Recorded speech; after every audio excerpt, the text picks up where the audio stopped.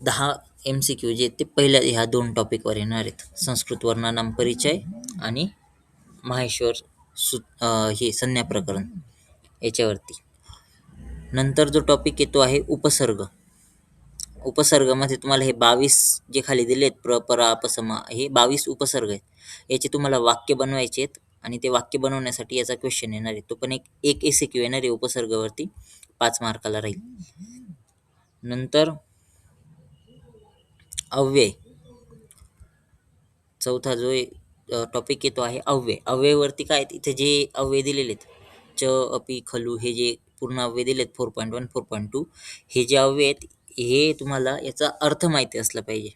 आणि एसीक्यू येणार आहे याच्यावरती, ज्याच्यामध्ये तुम्हाला गाळलेली जागा भरा असा क्वेश्चन राहणार आहे. ब्रॅकेटमध्ये हे 5 अव्यय दिलेले राहतील. ते 5 अव्यय खाली गाळलेल्या जागी योग्य ठिकाणी भरायचे असतात. एक एसीक्यू येणार आहे. 5 मार्काला 5 वाक्य राहतात अव्ययाचे. नंतर कारक प्रकरण. आता पूर्ण फर्स्ट पेपरमध्ये, संस्कृतच्या फर्स्ट पेपरमध्ये 3 टॉपिक सगळ्यात महत्त्वाचे आहेत. एक आहे संधी, दुसरं आहे कारक आणि तिसरं आहे समास प्रकरण.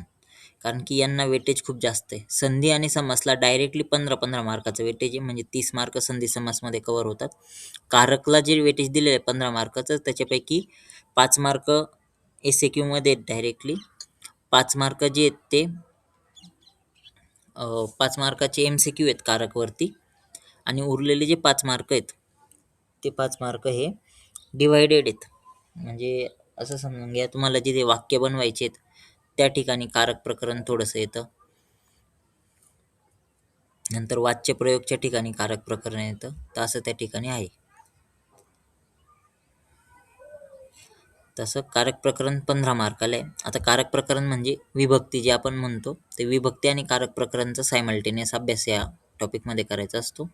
15 मार्काला आहे. 5 मार्काचे एमसीक्यू आहेत, 5 मार्काचे एमसीक्यू आहेत आणि 5 मार्काचा एक एसीक्यू येतो. उरलेले जे 5 मार्क आहेत ते वाक्य बनवण्यामध्ये किंवा वाच्य प्रयोगमध्ये अशा ठिकाणी ते डिवायडेड असतात. नंतर संधीचा जो टॉपिक आहे, संधीमध्ये तुम्हाला संधी फोड करायची असते किंवा संधी करायची असते. 2 शब्द दिलेले असतात त्यांची, आणि त्याच्यामध्ये सूत्र पण लिहायचे असतात. जो एसीक्यू आहे, एसीक्यूमध्ये जो एसीक्यू आहे, एसीक्यूमध्ये संधी, फक्त संधी फोड किंवा संधी लिहायची, आणि एलएक्यूमध्ये संधी फोड किंवा संधी लिहून त्याचं सूत्र पण लिहायचं आहे. म्हणून ह्या ठिकाणी सूत्र दिलेले आहेत. या सिलेबस कॉपीमध्ये जे दिलेत ते सूत्र पण दिलेले आहेत. तर ह्या संधी आपल्याला करायच्या आहेत. अच्या संधीमध्ये इको, यनची, आद, गुणः हे जे सूत्र आहेत हे सूत्र करायचे आहेत. ते सगळे संधीचे जे सूत्र आहेत ते आपण संधी प्रकरण ज्यावेळेस बघू त्यावेळेस कव्हर करू. त्याच्यावरती एक 5 मार्काचा एसीक्यू आहे आणि एक एलएक्यू येतो 10 मार्काला. नंतर समासमध्ये पण सेम, समासमध्ये पण एक एसीक्यू येतो 5 मार्काचा, एक एलएक्यू येतो 10 मार्काचा, ज्याच्यामध्ये 5-5 प्रश्न दिलेले असतात. एसीक्यूमध्ये पण संधीसारखंच समास जर का दिलेला असेल तर त्याचं समस्त पद लिहायचं आहे किंवा समास विग्रह लिहायचा आहे, आणि एलएक्यूमध्ये समस्त पद किंवा समास विग्रह लिहून त्या समासाचं नाव सुद्धा लिहायचं आहे. असे ते एलएक्यूला 10 मार्क आहे आणि 5 मार्क एसीक्यूमध्ये. शब्दरूपानीमध्ये पण एक एसीक्यू येतो 5 मार्काचा, 5 शब्द दिलेले असतात, त्याचे रूप ओळखायचे असतात. आणि एलएक्यूमध्ये पण एक एलएक्यू येतो ज्याच्यामध्ये शब्दाची रूप ओळखायची आणि वाक्यात उपयोग करायचा असतो.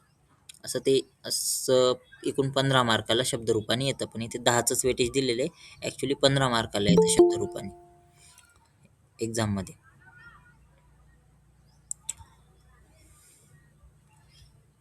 नंतर बघा, आता शब्दरूपानीमध्ये हे जे शब्द दिलेले आहेत ना, अकारांत, आकारांत, इकारांत, उकारांत, ऋकारांत, हे शब्द पाठ करायचे आहेत. एक एक शब्द प्रत्येक अंत्यस्वराचा पाठ करायचा आहे. आता शब्दामध्ये स्वरांत शब्द असतात, काही व्यंजनांत शब्द असतात. आता हे अकारांत, इकारांत, उकारांत, ऋकारांत, ओकारांत हे सगळे स्वरांत आहे. नंतर नकारांत, सकारांत, तकारांत, दकारांत हे सगळे व्यंजनांत आहेत. त्याच्यापैकी स्वरांत शब्द जे आहेत त्याच्यावरती जास्त भर दिलेला असतो, म्हणून स्वरांतमध्ये अकारांतचा एक पाठ पाहिजे, इकारांतचा एक, उकारांतचा एक, ऋकारांतचा एक, असे शब्द तुमचे पाठ असले पाहिजेत.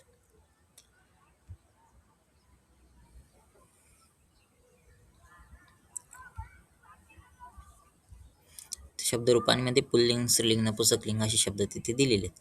नंतर धातुरूपांमध्ये पण सेम. धातुरूपांमध्ये एक एस-ए-क्यू येतो 5 मार्काला आणि एल-ए-क्यूमध्ये पण धातुरूपांनी. आता 5 मार्काचे एस-ए-क्यू असतात धातुरूपांनीवर आणि दुसरं जे ते प्रत्यय आणि त्या ठिकाणी एल-ए-क्यूमध्ये पण धातुरूपांनी एक येत असतं. पण एक एस-ए-क्यू याच्यावरती 5 मार्काचा फिक्स असतो धातुरूपांनीवर.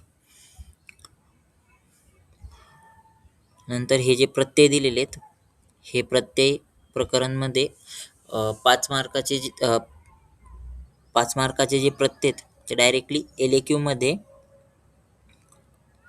सब क्वेश्चन येतो. सब क्वेश्चनमध्ये ते 5 प्रत्यय 5 प्रश्न दिलेले असतात, ज्याच्यामध्ये धातू प्लस प्रत्यय असं दिलेलं असतं आणि तुम्हाला प्रत्यययुक्त रूप लिहायचं असतं. एल-ए-क्यूमध्ये सब क्वेश्चन असतो एक त्याच्यात, शेवटचे एल-ए-क्यूमध्ये फर्स्ट पेपरचे.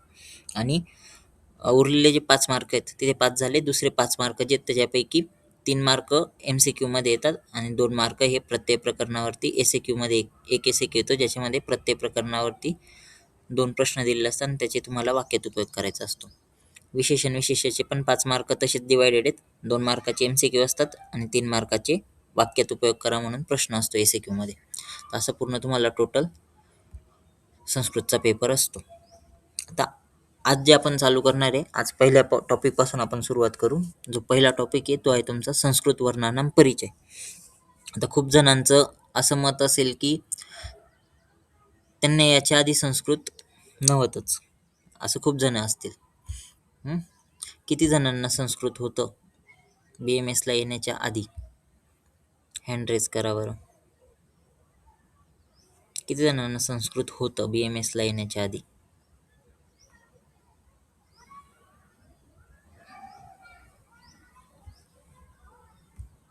इथे ना हँड रेजचा बटन असतो खाली. जेव्हा तुम्हाला काही विचारायचं असेल किंवा मग तुम्हाला काही शंका असेल, तुम्हाला काही बोलायचं असेल, तर त्यावेळेस तुम्ही हँड रेज करू शकता.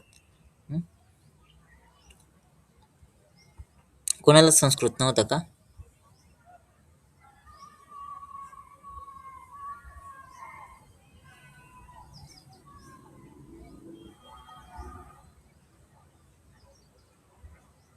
ठीक आहे.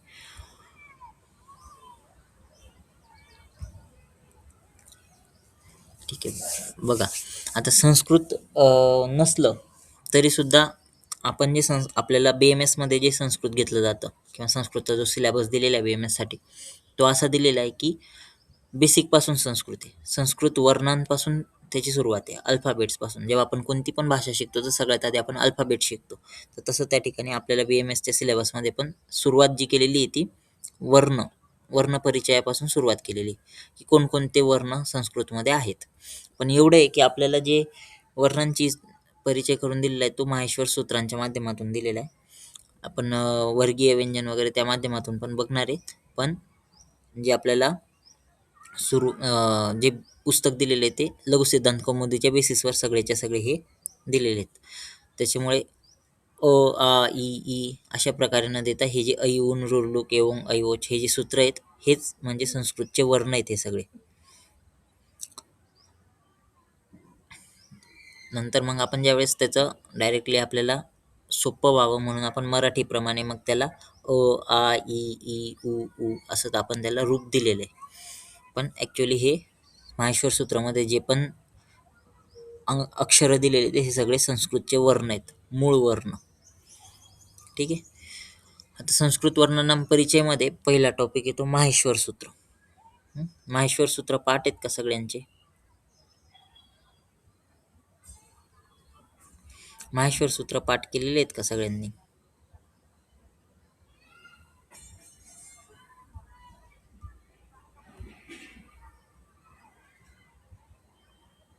पाठ नसतील तर हे सूत्र पाठ करायचेत. का? कारण की याच्यावरून तुम्हाला प्रत्याहार बनवायला येतात आणि ते प्रत्याहार बनवण्यासाठी हे सूत्र पाठ असले पाहिजेत. ठीक आहे. आता माहेश्वर सूत्रामध्ये बघा कोणकोणते सूत्र आहेत. पहिलं सूत्र आहे ऐ, ऊन. दुसरं ऋर्लुक. तिसरं आहे एओंग. चौथं आहे ऐ, औच. पाचवं आहे हयवरट. सहावं आहे लन. सातवं आहे यमंगननम. आठवं आहे झभय. 9वं सूत्र आहे घडदश. 10वं सूत्र दिले जब गड दश. 11वं सूत्र दिलेलं आहे खफ छटत चट तव. 12वं सूत्र दिलेलं आहे कपय. सूत्र दिले शशसर आणि 14वं सूत्र आहे हल. अशी 14 सूत्र या माहेश्वर सूत्रामध्ये दिलेले आहेत. आता हे जे माहेश्वर सूत्र आहे, आता त्याच्या मागे ती स्टोरी की शंकरांनी त्यांचा डमरू वाजवला आणि त्या डमरूमधून जो आवाज आला, त्या आवाजाच्या आधारावर पाणिनींनी हे 14 माहेश्वर सूत्र त्या ठिकाणी तयार केले आणि ह्या 14 माहेश्वर सूत्रांच्या बेसिसवरती पूर्ण व्याकरण त्या ठिकाणी तयार झालेले.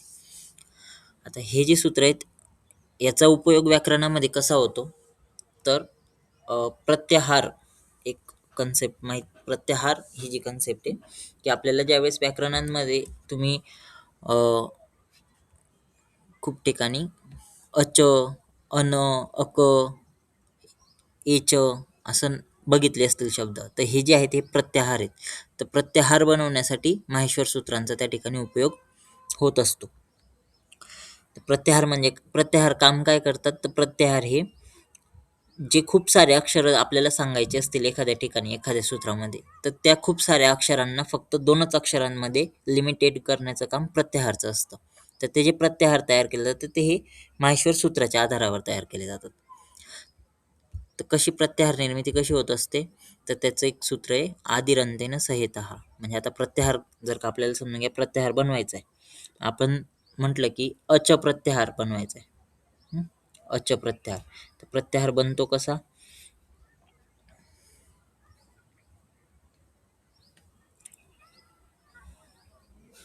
जर समजून घ्या अच प्रत्याहार बनवायचा आहे. तर आपण अच प्रत्याहारासाठी आता माहेश्वर सूत्रामध्ये जिथे अ पासून सूत्र सुरू होतंय तिथून आपण सुरुवात करणार. आता हे जे हा चार्ट आहे आपल्याकडे माहेश्वर सूत्राचा, तिथे आपण अ पासून सुरू करणार. तर पहिलं सूत्र आहे ऐऊन, तर याच्यामध्ये अ पासून सुरुवात होते आणि आपल्याला एंड करायचं आहे च वरती. अच प्रत्याहार म्हणजे अ पासून सुरू करायचंय आणि च वरती एंड करायचंय. तर च कोणत्या सूत्रामध्ये आलेला आहे, बघा इथे 4थ्या सूत्राच्या शेवटी च आलेला आहे. म्हणजे इथे आपल्याला एंड करायचंय. म्हणजे ऐऊन पासून आपण सुरू करणार, ऐ औच ह्या सूत्रापर्यंत आपण अक्षर मोजणार. पण आता हे जे अक्षर आपण मोजणार आहे, तर हे अक्षर मोजताना ज्या ज्या अक्षरांचे पाय तोडलेले आहेत, पाय मोडलेले म्हणजे हलंत आहेत, हे अशा प्रकारचे न चा पाय तुटलाय, क चा पाय तुटलाय, या इथे ग चा तुटलाय, च चा तुटलाय, तर हे जे अक्षर आहेत ह्या अक्षरांना आपण काउंट करणार नाही. म्हणजे आपण म्हणताना अच प्रत्याहार असं म्हणणार, पण ज्यावेळेस अक्षर काउंट करणार आहे त्यावेळेस हलंत्य वर्ण काउंट नाही करणार. म्हणजे मग अच प्रत्याहार मध्ये कोणते कोणते वर्ण येतील, तर अ, इ, उ, ऋ, ऋ, ए, ओ आणि ऐ, औ एवढे वर्ण अच प्रत्याहारात येतील. ठीक आहे.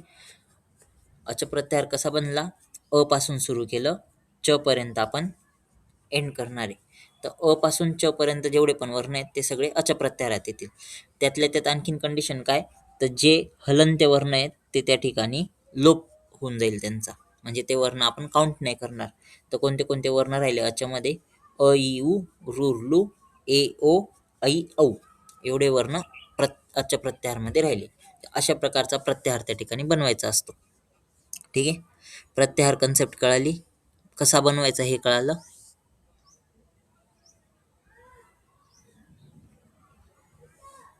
प्रत्याहार कसा बनवायचा ते कळालं. प्रत्याहार म्हणजे प्रत्याह्रियन्ते संक्षिप्यन्ते वर्णः यस्मिन् सह प्रत्याहार.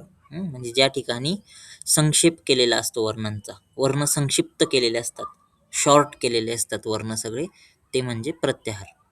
आता अच्या प्रत्याहारमध्ये ऐ, उ, ऋ, ऋ, ए, ओ, ऐ, औ हे सगळे वर्ण आले.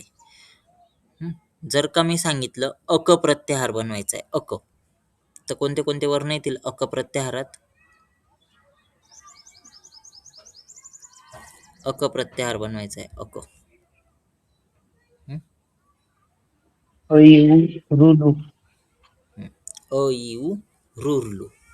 ऐऊन पासून सुरुवात करणार, लुरलुक पर्यंत मध्ये हलंत्य वर्ण सोडून देणार.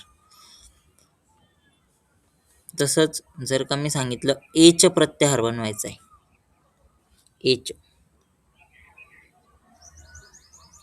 एच प्रत्याहार कोणते कोणते वर्ण येतील, अ इ उ ऋ लु ए ओ. एच म्हटलं मी, एच, अच नाही, एच. एच्या प्रत्याहारासाठी सुरुवात कोणत्या सूत्रापासून होईल? ए पासून. ए ओंग पासून सुरुवात होणार, बरोबर. ए ओंग पासून जर सुरुवात केली तर कोणते कोणते वर्ण येतील याच्यामध्ये? औ. ए ओ आणि ऐ औ हे वर्ण येतील. ए ओ आणि ऐ औ हे वर्ण एच्या प्रत्याहारात येतील. जर समजून घ्या, तुम्हाला सांगितलं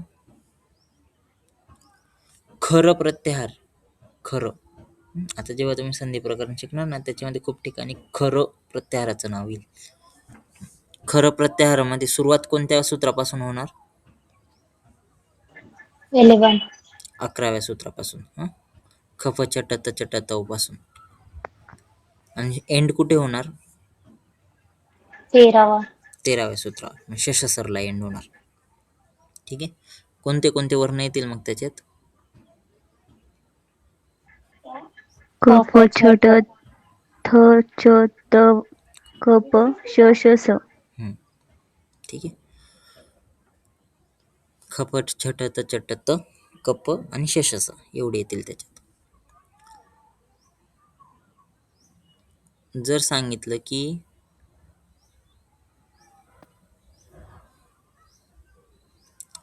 जश प्रत्याहार, जश,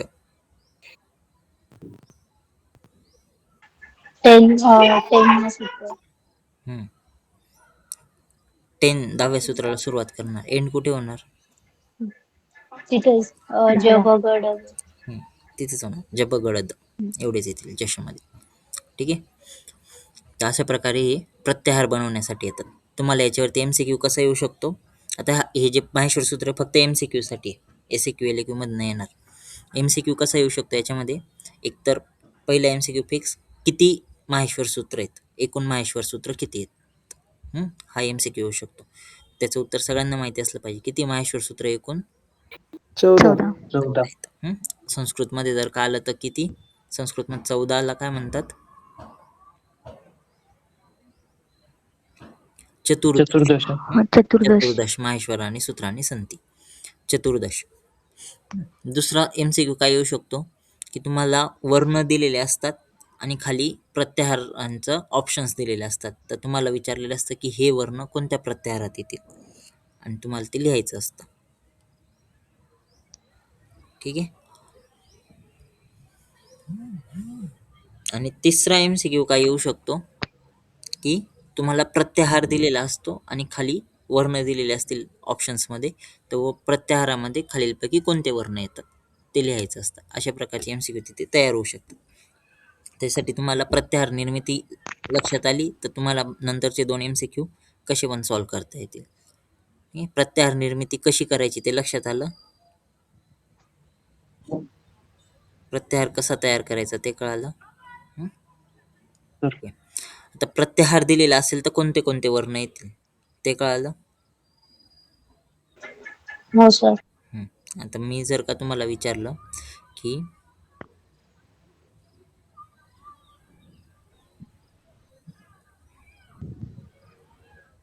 यन प्रत्याहारामध्ये कोणते कोणते वर्ण येतील?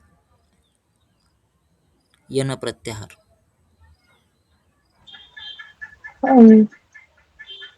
वर ल. कोणते कोणते?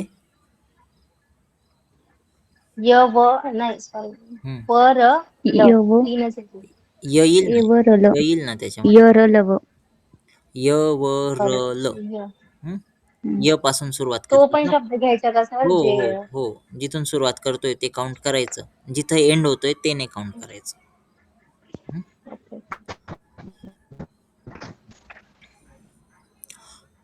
मी वर्ण सांगतो, तुम्ही मला प्रत्याहार सांगा.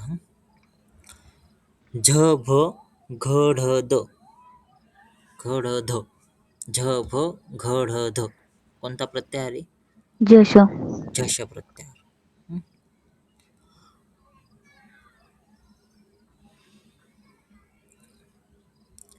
इ उ रू लू कोणता प्रत्याहार आहे? इक इक इक प्रत्यार. ठीक आहे. ए ओ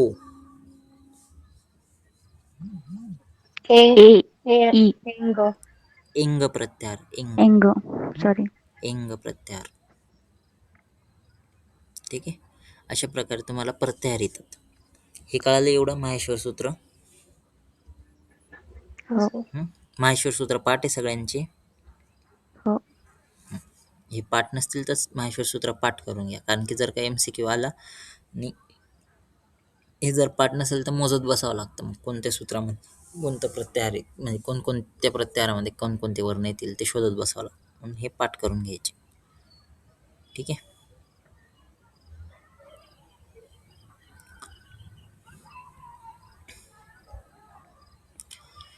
नंतर इथं आता माहेश्वर सूत्राचं सिग्निफिकन्स सांगितलं. माहेश्वर सूत्र हे प्रत्याहार निर्मितीसाठी असतात. नंतर दुसरा जो टॉपिक आहे त्याच्यामध्ये तो आहे उच्चारण स्थान. आता उच्चारण स्थानांमध्ये इकडे हा जो तुम्हाला चार्ट दिलेला आहे, ह्या चार्टमध्ये पहिल्या कॉलममध्ये सगळे उच्चारण स्थानं दिलेले आहेत, दुसऱ्या कॉलममध्ये सूत्र दिलेले आहेत आणि नंतरच्या कॉलममध्ये सगळे वर्ण दिलेले आहेत.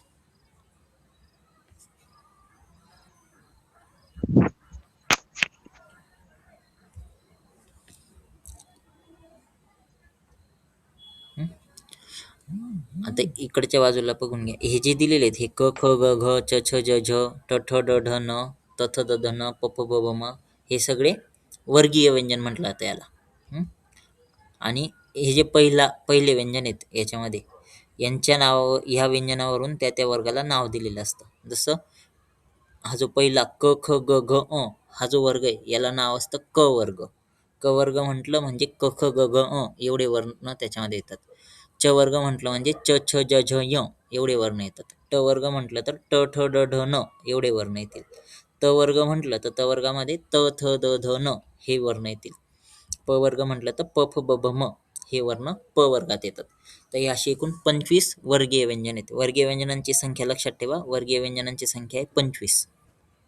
ठीक आहे. आता इथे एक उच्चारण स्थान आणि त्याचं सूत्र दिलं आहे. तर तुम्हाला हे सूत्र जर लक्षात राहिलं तर ह्या एका सूत्रामध्ये तुम्हाला तो पूर्ण रो लक्षात राहील. म्हणजे उच्चारण स्थान कोणतं आहे ते पण लक्षात राहणार आणि कोणकोणते वर्ण त्या उच्चारण स्थानात येतात ते पण लक्षात राहील. तर बघा, पहिलं आहे अकुह विसर्जनीयानाम कंठः. कंठ हे उच्चारण स्थान कशाचं असतं तर कु म्हणजे क वर्ग. क वर्ग म्हणजे क ख ग घ हे वर्ण क वर्गात येतात. अकुह कु वर्ग, ह आणि विसर्ग यांचा जे उच्चारण स्थान असतं ते असतं कंठ. अकुह विसर्जनीयानाम कंठः. क वर्ग म्हणजे क ख ग घ ह आणि विसर्ग यांचं उच्चारण स्थान कंठ येतं. नंतर आहे तालू. तालू इचू यशानाम तालू हे त्याचं सूत्र आहे. म्हणजे काय, इ चू म्हणजे च वर्ग. च वर्गामध्ये कोणकोणते वर्ण येतील तर हे च छ ज झ य हे वर्ण येतील. य आणि शहामृगाचा यांचं जे उच्चारण स्थान आहे ते असतं तालू. नंतर इथं मूर्धा. ऋटुरशानाम मूर्धा. ऋ ट वर्ग र आणि षटकोनाचा यांचं उच्चारण स्थान हे मूर्धा असतं. तालू आणि मूर्धा हे सॉफ्ट पॅलेट आणि हार्ड पॅलेट असं आहे. मूर्धा म्हणजे हार्ड पॅलेट असतं आणि तालू म्हणजे सॉफ्ट पॅलेट असतं. तर ऋ ट वर्ग र आणि यांचं उच्चारण स्थान जे येते मूर्धा असतं. ट वर्गामध्ये ट ठ ड ढ न एवढे वर्ण त्या ठिकाणी येतात. नंतर बघा दंत. दंत म्हणजे दात. उच्चारण स्थान कशाचं असतं तर ऋतुलसानाम दंत. तू म्हणजे त वर्ग आणि ल आणि स यांचं जे उच्चारण स्थान आहे ते असतं दंत. आता तुम्ही जर का हे उच्चारण स्थान बघितले ना तर उच्चार करताना त्या ठिकाणी जीभ टच होते म्हणून त्याला ते उच्चारण स्थान म्हटलंय. जसं दंत म्हटलं तर त थ द ध न यांचा उच्चार करताना जीभ जी ती दातांना टच होते म्हणून ह्या वर्णांना दंत वर्ण म्हटलेले आहे. म्हणजे दंतवर्णामध्ये कोणकोणते येतील तर त वर्ग ल आणि स यांचं उच्चारण स्थान दंत येईल. नंतर येतं ओष्ठ. ओष्ठ हे जे उच्चारण स्थान येते पुवर्ग आणि उपधामनीय यांचं असतं. उपधामनीयानाम ओष्ठौ म्हणजे आता प वर्गाचं जर उच्चारण करणार प फ ब भ म, तर हे उच्चार करताना 2 ओठ एकमेकांवरती टच होत आहेत, तर त्याच्यामुळे त्यांचं उच्चारण स्थान हे ओष्ठ आहे. उपधामनीयानाम ओष्ठ. उ प वर्ग आणि उपधामनीय यांचं जे उच्चारण स्थान आहे ते आहे ओष्ठ. नंतर बघा नासिका. नासिका हे उच्चारण स्थान कशाचं आहे तर यमंगननानाम नासिका. यमंगननानाम नासिका. यमंगनन हे जर का माहेश्वर सूत्र बघितलं तर माहेश्वर सूत्रामध्ये यमंगननम हे एक हे दिलेलं आहे, सूत्र दिलेलं आहे. ते यमंगननम म्हणजे सगळेच्या सगळे जे नासिक आहे, अनुनासिक वर्ण आहेत ते सगळे यमंगननम ह्या सूत्रामध्ये येतात. तर यमंगननानाम नासिका म्हणजे यमंगनन यांचं जे उच्चारण स्थान आहे ते असतं नासिका. आता हे अनुनासिक ज्यावेळेस आपण उच्चार करतो त्यावेळेस नाकामधून उच्चार होतो त्याचा, म्हणून त्याला नासिका हे त्याचं उच्चारण स्थान दिलेलं आहे. यमंगननानाम नासिका. यमंगनन जर बघितले तर हे बघा, हे जे आहे वर्गीय व्यंजनांमध्ये हे जे शेवटचे दिसत आहेत हे सगळे 5 नंबरचे व्यंजन, हे सगळे वर्गीय, हे सगळे अनुनासिक व्यंजन आहेत, हे यमंगनन आहेत. यमंगननानाम नासिका यांचं उच्चारण स्थान नासिका आहे. नंतर येतं कंठतालू. ए दैतो हो कंठतालू. ए दैतो हो म्हणजे ए ऐ यांचं उच्चारण स्थान जे आहे ते कंठतालू आहे. ए ऐ एतो हो कंठतालू. ए आणि ऐ यांचं उच्चारण स्थान कंठतालू आहे. म्हणजे कंठ आणि तालू हे दोन्ही ठिकाणी त्यावेळेस उच्चार करताना प्रयत्न लागतो, म्हणून त्यांचं उच्चारण स्थान कंठतालू. तर कंठोष्ठ. ओ दौतो हो कंठोष्ठ. ओ आणि औ यांचं उच्चारण स्थान कंठोष्ठ आहे, कंठ आणि ओष्ठ. नंतर दंतोष्ठम. वकारस्य दंतोष्ठम. वचा ज्यावेळेस आपण उच्चार करतो तर ओठ आणि वरचे दात हे दोन्ही टच होतात, खालचा ओठ आणि वरचा दात, त्याच्यामुळे त्याचं उच्चारण स्थान दंतोष्ठ आहे. वकारस्य दंतोष्ठम. नंतर जिव्हामूल. जिव्हामूल हे जिव्हामुलीय वर्ण जे आहेत त्यांचं उच्चारण स्थान येतं जिव्हामूल. नंतर नासिका अनुस्वारस्य. अनुस्वार जेव्हा आपण एखाद्या शब्दावरती अनुस्वार येतो तर त्या अनुस्वाराचं उच्चारण हे नासिकेद्वारे केलं जातं, म्हणून अनुस्वाराचं जे उच्चारण स्थान आहे ते सुद्धा नासिका आहे. तर हे जे उच्चारण स्थान आहेत हे तुम्हाला पाठ करायचे आहेत. ठीक आहे, कळाले कोणत्या वर्णाचं कोणतं उच्चारण स्थान असतं ते कळालं सगळ्यांना.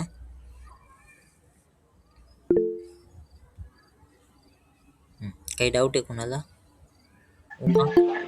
सर ते याच्यावर क्वेश्चन कसा येईल म्हणजे युट्यूबला?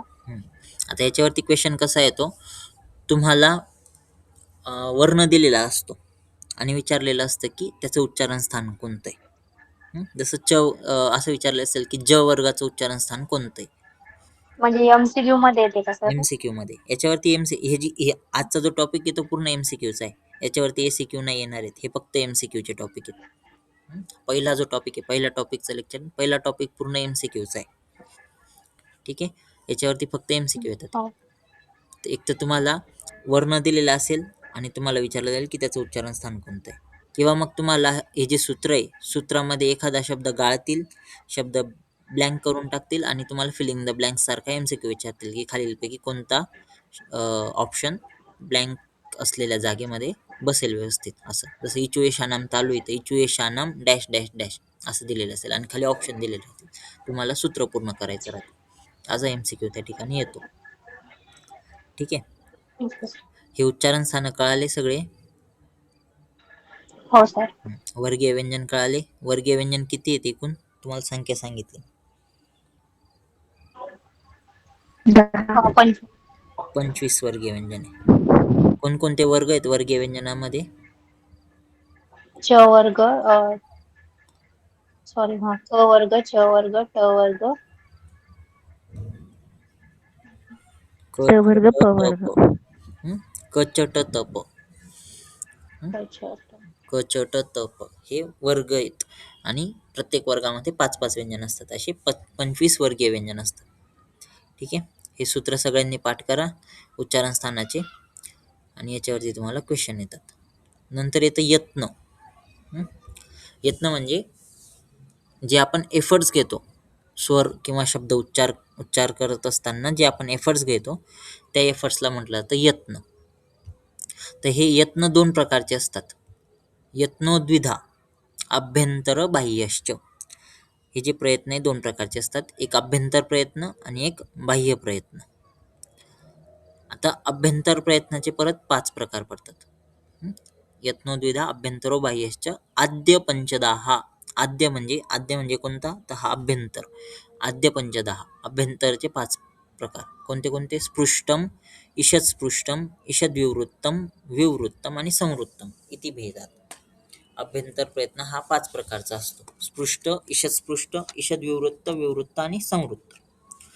आता स्पृष्ट म्हणजे स्पर्श होणारा अभ्यंतर प्रयत्न. पहिला जो अभ्यंतर प्रयत्न आहे तो आहे स्पृष्टम. स्पृष्टमचा अर्थ होतो स्पर्श होणारा.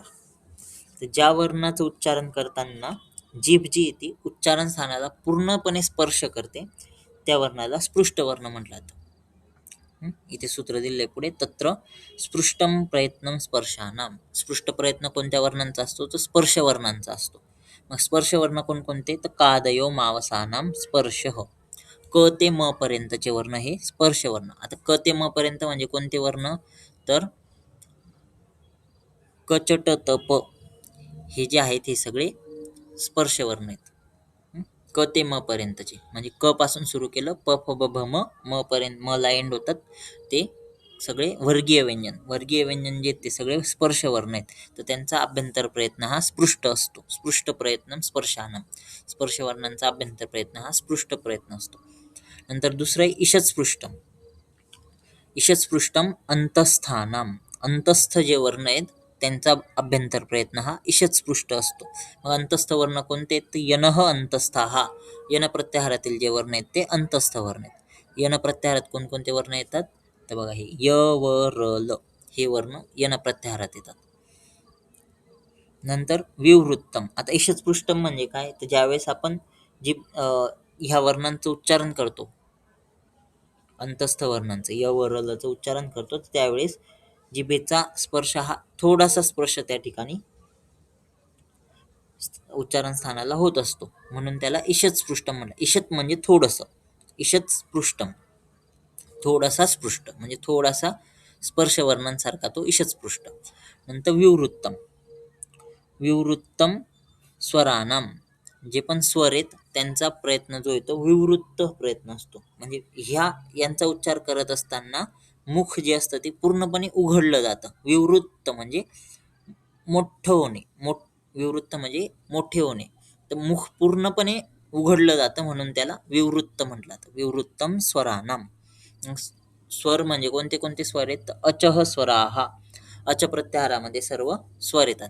आता माहेश्वर सूत्र आपण बघितलं ना त्याच्यामध्ये 2 महत्वाचे प्रत्याहार आहे. अच प्रत्याहार आणि एक आहे हल प्रत्याहार. अच प्रत्याहारामध्ये सगळेच्या सगळे स्वर असतात आणि हल प्रत्याहारामध्ये सगळेच्या सगळे व्यंजन असतात. तर हे लक्षात ठेवा. अच प्रत्याहार आणि हल प्रत्याहारी त्या ठिकाणी महत्वाचे प्रत्याहार आहे माहेश्वर सूत्रामधले. तर स्वर विवृत्तम स्वरानाम. विवृत्त अभ्यंतर प्रयत्न हा स्वरांचा असतो. मग स्वर म्हणजे कोणते? तर अच प्रत्याहारातील जे पण वर्ण आहेत ते स्वर असतात. जसं अ, इ, उ, ऋ, लू, ए, ओ, ऐ आणि औ हे सगळे त्या ठिकाणी स्वर आहेत. तर यांचा जो प्रयत्न आहे अभ्यंतर प्रयत्न तो असतो विवृत्त. नंतर ईषद विवृत्तम. ईषद विवृत्तम उष्मानाम. उष्ण वर्णांचा जो प्रयत्न आहे तो ईषद विवृत्त प्रयत्न असतो. ईषद विवृत्तम उष्मानाम. उष्ण वर्णांचा प्रयत्न हा ईषद विवृत्त असतो.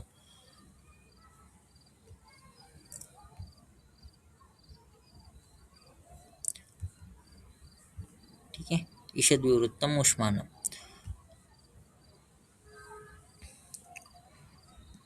मग उष्ण वर्ण म्हणजे कोणते वर्ण? तर शलह उष्मानह.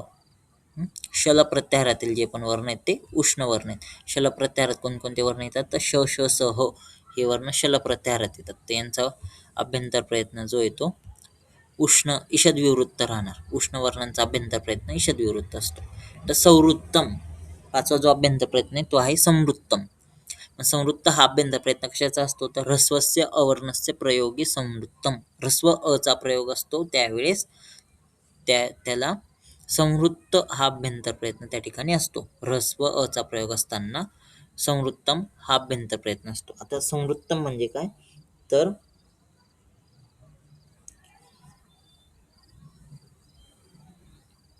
संकुचित असणे. ज्यावेळेस त्याचा उच्चार केला जातो त्यावेळेस उच्चारण स्थान जे असतं ते संकुचित असतं, म्हणून त्याला संवृत्त म्हटलं जातं. ते हे होते अभ्यंतर प्रयत्न. किती आहेत अभ्यंतर प्रयत्न एकूण? 5. 5 आहेत. स्पृष्ट, ईषत्स्पृष्ट, विवृत्त आणि ईषद्विवृत्त आणि संवृत्त असे 5 अभ्यंतर प्रयत्न. नंतर येतात बाह्य प्रयत्न. आता बाह्य प्रयत्नस्तु एकादशधा. बाह्य प्रयत्नाचे 11 प्रकार आहेत. कोणकोणते? तर विवारः, संवारः, श्वासः, नादः, घोष, अघोष, घोष, अल्पप्राण, महाप्राण, उदात्त, अनुदात्त आणि स्वरित असे 11 प्रकार आहेत. विवार, संवार, श्वास, नाद, अघोष, घोष, अल्पप्राण, महाप्राण, उदात्त, अनुदात्त, स्वरित इति असे 11 प्रकार आहेत. मग कोणकोणत्या वर्णांचे कोणते कोणते बाह्य प्रयत्न असतात? तर खराम, विवारः, संवास, श्वासः, अघोषः च. खर प्रत्याहारातील जे वर्ण आहेत त्यांचे जो बाह्य प्रयत्न आहे तो कोणता कोणता असतो? तर विवार, श्वास आणि अघोष हा त्यांचा बाह्य प्रयत्न असतो खर प्रत्याहारातील वर्णाचा. आता खर प्रत्याहारातील वर्ण म्हणजे कोणते? तर वर्गीय व्यंजनातले पहिले 2 वर्ण आणि शशस म्हणजे क, ख, च, छ, ट, ठ, त, थ, प, फ आणि शशस हे खर प्रत्याहारात येतात. त्यांचा जो बाह्य प्रयत्न आहे तो आहे विवार, श्वास आणि अघोष. नंतर हशाम, संवारः, नादः, घोषः च. हश प्रत्याहारातील जे वर्ण आहेत त्यांचा संवार, नाद आणि घोष असा बाह्य प्रयत्न असतो. हश प्रत्याहारात कोणते वर्ण येतात? तर वर्गातील 3रा, 4था, 5वा वर्ण आणि हयवरल हे सगळे हश प्रत्याहारात येतात. नंतर वर्गानाम प्रथम, तृतीय, पंचम, यनः च अल्पप्राणः. वर्गातील 1ला, 3रा, 5वा वर्ण आणि यन प्रत्याहारातील वर्ण. यन प्रत्याहार म्हणजे यवरल यांचा बाह्य प्रयत्न हा अल्पप्राण असतो. आणि वर्गानाम द्वितीय, चतुर्थ, उशलः च महाप्राणः. वर्गातील 2रा, 4था आणि शल प्रत्याहारातील वर्ण यांचे उच्चारण स्थान हे बाह्य प्रयत्न हा महाप्राण असतो. वर्गातील 2रा, 4था वर्ण आणि शल प्रत्याहारातील वर्ण यांचा बाह्य प्रयत्न जो असतो तो असतो महाप्राण. तर हे एकूण तुम्हाला हे 5 मार्काला पूर्ण हे जे टॉपिक्स आहेत हे येणार आहेत. त्याच्यामध्ये तुम्हाला संस्कृत वर्णनाम परिचयमध्ये माहेश्वर सूत्र, दुसरं आहे उच्चारण स्थान आणि तिसरं हे प्रयत्न, बाह्य प्रयत्न, अभ्यंतर प्रयत्न याच्यावरती तुम्हाला MCQ येतात.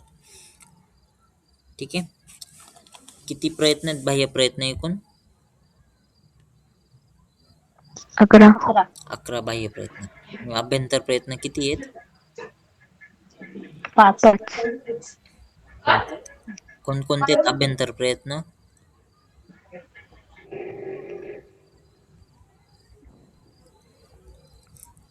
विवृत, ईशविवृत, ईषद्विवृत, संवृत.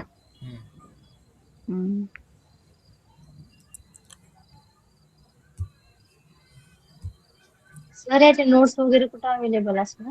ही PDF मी तुम्हाला पाठवेल. बघा कोणकोणते अभ्यंतर प्रयत्न कोणते आहेत? आद्य पंचदा, स्पृष्ट, ईषत्स्पृष्ट, ईषद्विवृत्त, विवृत्त आणि संवृत्त.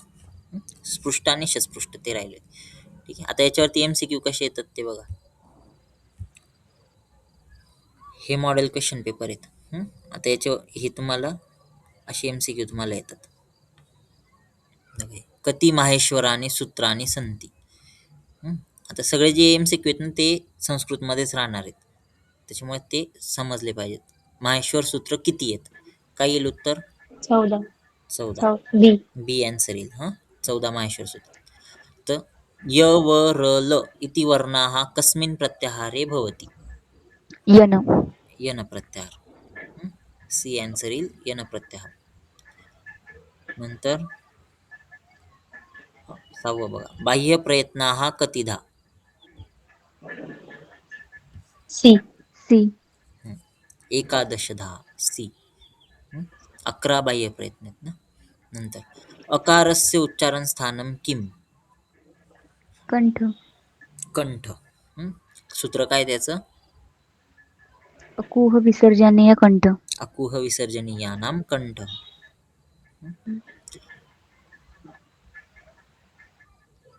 हे बघा 16वा.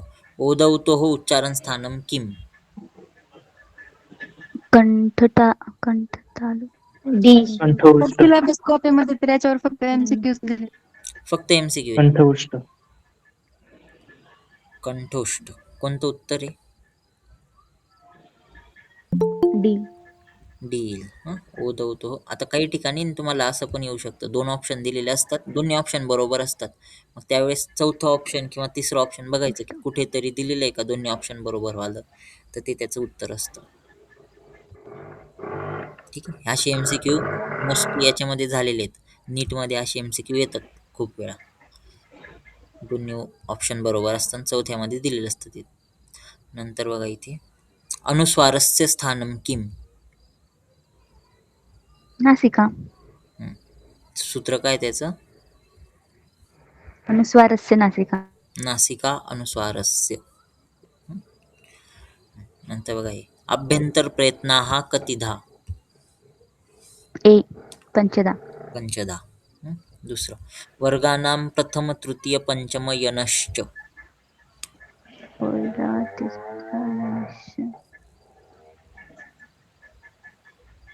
काय होतं?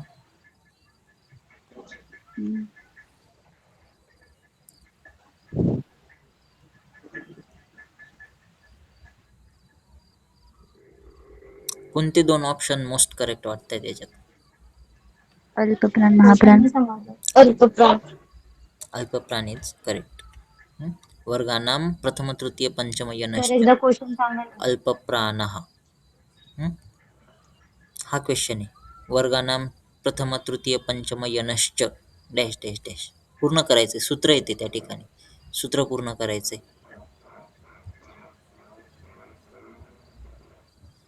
ठीक आहे. त्याचं येईल अल्पप्राण. समजून सांगा सर. हा थोडं समजून सांगा सर. बघा हे याच्यामध्ये सूत्र होतं ना बाह्य प्रयत्नांमध्ये.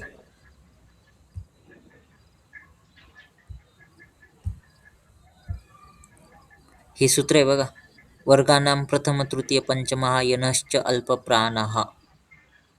तर याच्यामधलं जे अल्पप्राण आहे हे कट केलंय त्यांनी, म्हणजे हे फिल इन द ब्लँक्स साठी दिलेलं आहे आणि हे तुम्हाला पूर्ण करायचंय.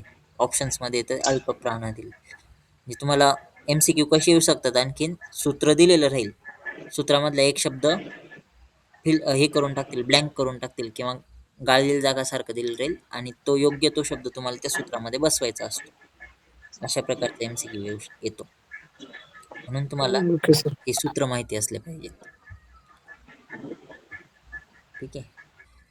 तो ओके सर. तसा आहे, सूत्र येते वर सूत्राला. आता सूत्रामधलं अल्पप्राण हा शब्द कट करून टाकला त्यांनी आणि तिथे फिल इन द ब्लँक्स दिले आहेत, ते कम्प्लीट करायचे. ठीक आहे. नंतर बघा इथे 6वं बघा वकारस्य उच्चारण स्थानम किम. दंत. उकारस्य. दंत. फक्त दंत आहे का? दंतोष्ठ. दंतोष्ठम. वकारस्य म्हणून ते जे सूत्र आहेत ना, ते सूत्र पाठ करा सगळ्यांनी. वकारस्य दंतोष्ठम. म्हणजे ते सूत्र पाठ राहिलं तर पूर्ण MCQ चुकणार नाही तुमचे कोणतेच.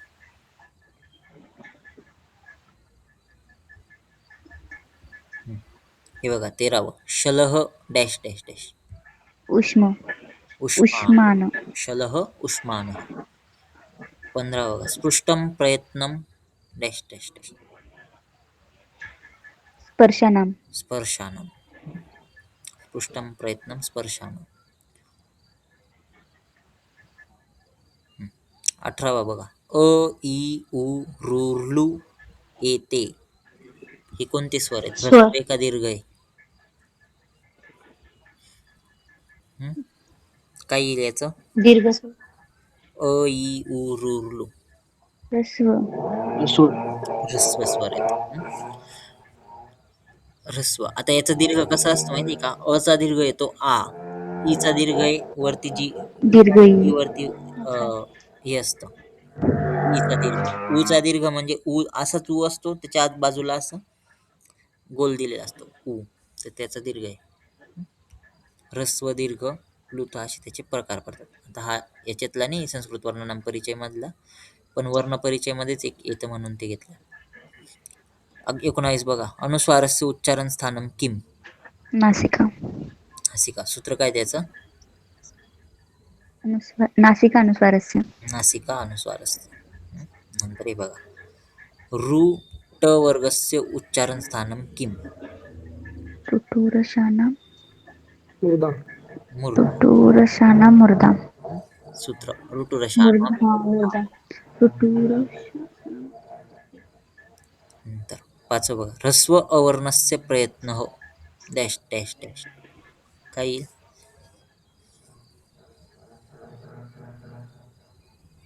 बी. काय उत्तर आहे? संवृत्त. संवृत्त. संवृत्तम. ह्रस्वस्य अवर्णस्य प्रयोगे संवृत्तम. 9 बघा, डॅश डॅश माहेश्वरानी सूत्रानी. टी. 14. 13 बघा, वर्गानां द्वितीय चतुर्थौ डॅश डॅश च महाप्राणाः. आता इथे पण मधला एक शब्द गाळला आणि सूत्र दिलेलं आहे तुम्हाला. शल. वर्गानां द्वितीय चतुर्थौ शलश्च महाप्राणाः. नंतर संपले, एवढेच आहे तिथं.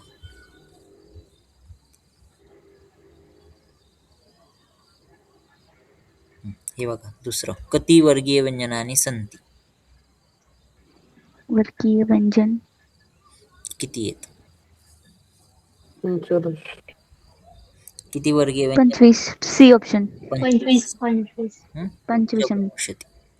सी होईल, पंचविंशती. हे बघा, यमंगनन एतेषां वर्णानाम् उच्चारण स्थानं किम. नासिका. नासिका. नासिका. सूत्र काय त्याचं? नासिका अनुस्वारस्य. अनुस्वाराचं येते.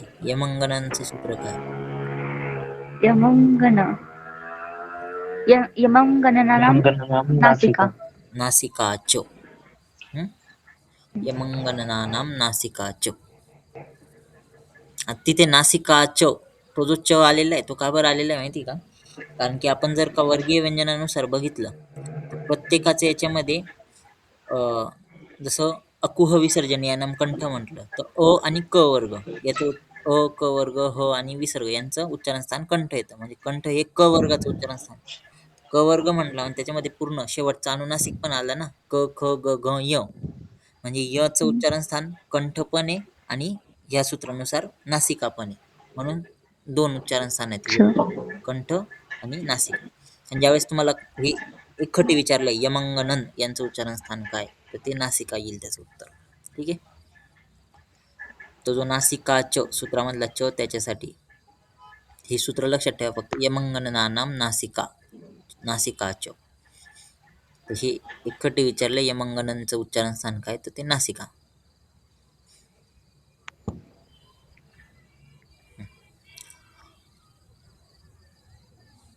अकरावा बघा, अधस्तात् वर्णः पवर्गे नास्ति. खालील कोणता वर्ण पवर्गात नाही? च नाहीये. बरोबर. कोणत्या वर्गात आहे मग च?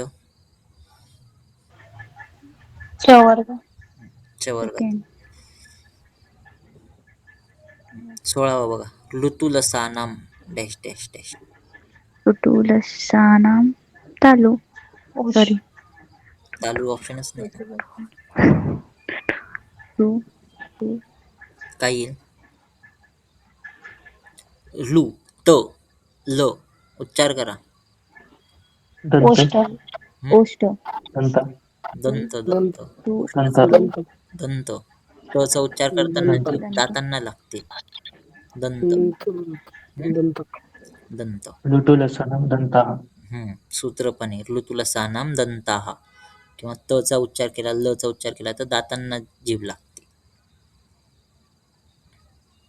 ठीक आहे. तर हे एवढे त्या ठिकाणी तुम्हाला असे MCQ येतात. हा एक शेवटचा आहे. अकुह विसर्जनीयानाम कंठ.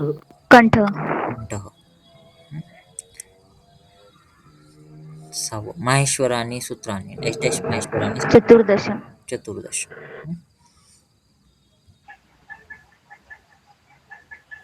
नंतर हे बघा, हे एक राहिले तुम्हाला सांगायचं. अह येतो. आता आणि अह हे काय आहेत? स्वर आहेत, व्यंजन आहेत, काय? आता आणि अह जे आहेत ना, व्यंजन. स्वर पण नाही आहेत आणि व्यंजन पण नाही आहेत. अयोगवाही. अयोगवाही आहेत ते. त्यांना अयोगवाही म्हटलं जातं. म्हणजे आपण म्हणतो अच जे आहेत ते अच प्रत्याहारामध्ये सगळे स्वर येतात आणि हल प्रत्याहारामध्ये जे येतील ते सगळे व्यंजन राहतील. आणि अह जे येतं त्यांना अयोगवाही म्हटलं जातं. लक्षात ठेवा एवढं. ठीक आहे. नंतर बघा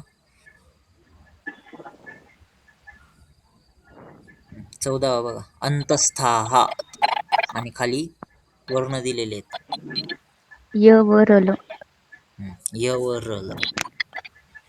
य व रलचं हे काय? कोणता प्रत्याहार आहे? यन. यन प्रत्यार. यन प्रत्याहार. बरोबर. 18वा बघा, स्वयं राजन्ते इति. आता हे सूत्र मी तुम्हाला सांगितलं नाही किंवा हे पण नाही सांगितलं, स्वराः. पण नाही सांगितलं. हा, स्वयं राजन्ते इति स्वराः. स्वराः. आता स्वयं राजन्ते इति स्वराः असं का बरं म्हटलेलं आहे? कारण की स्वर जे असतात ना त्यांना कोणाचा आधाराची आवश्यकता नसते, इंडिपेंडेंट. इंडिपेंडंट असतात. पण तेच जर का व्यंजन बघितलं तर व्यंजनांचा पाय तुटलेला असतो. म्हणजे त्यांना जर का उच्चार करायचे तर कोणत्या ना कोणत्या स्वराची आवश्यकता असते. जसं आपण हं? क जर का उच्चार करतोय तर नुसता क नाही उच्चार करत आहे, क सोबत अ पण आहे. क प्लस अ मिळून तो क तयार झालेला आहे. तसं की उच्चार केला तर क प्लस ई मिळून की तयार झालेलं आहे. कोणताही व्यंजन इंडिपेंडंटली आपण डायरेक्टली बोलू नाही शकत. त्याच्यासोबत कोणता ना कोणता स्वर ॲड झालेला असतो. जसं आपण नॉर्मली क ख बोलतोय म्हणजे त्याच्यामध्ये अ हा ॲड झालाय तेव्हाच आपण तो उच्चार करू शकतोय. स्वरांचं तसं नाहीये. आपण अ म्हणा, आ म्हणा, ई म्हणा, याच्यामध्ये कोणतंच ॲडिशन नाहीये. हे स्वतःहून उच्चार केले जाऊ शकतात म्हणून त्यांना स्वर म्हणतो आपण. ठीक आहे. स्वयं राजन्ते इति स्वर आहे त्याच्यामुळे म्हटलेलं आहे स्वरांना. ठीक आहे, कळालं हे? हो. संस्कृत वर्णानाम परिचय हा टॉपिक बघितला आपण.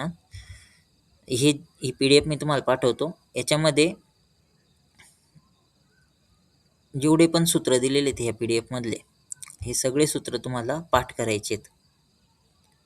हे सूत्र जर का पाठ असले तर कोणताच MCQ तुमचा चुकणार नाही. पहिले 5 MCQ हे फिक्स मार्क भेटतील. हे सूत्र पाठ असले पाहिजेत. ठीक आहे. हो सर. आता आपण उद्यापासून आहे ना शब्दपाठ घेत जायचं. म्हणजे दररोज आपण एक शब्दपाठ करत घेत जाऊ. सुरुवात जी ती अकारांत देव शब्दपासून. देव शब्द पाठ करा किंवा राम शब्द पाठ केला. कोणता शब्द पाठ करतात तुम्ही? राम. ठीक आहे, राम शब्द पाठ करायचा. कोण बोलून दाखवणार? शब्द पाठ करायचा. शब्द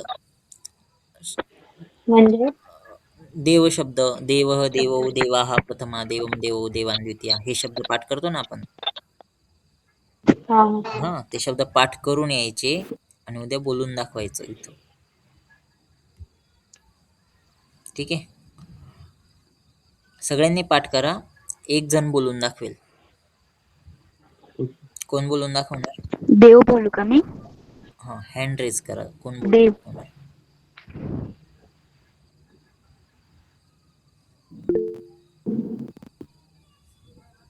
ठीक आहे, शुभांगी.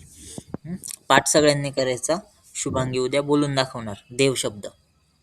देव शब्द पाठ करा किंवा राम शब्द पाठ करा. अकारांत पुल्लिंगी शब्द. ठीक आहे. मी सगळ्यांना विचारेल शुभांगीचं बोलून झाल्यावरती. कोणालाही रँडमली विचारेल, तो शब्द सांगायचा. ठीक आहे.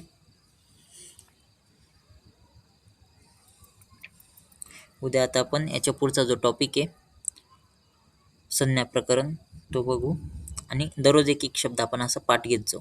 म्हणजे तुमचे शब्द पण सायमल्टेनियसली पाठ होत जातील.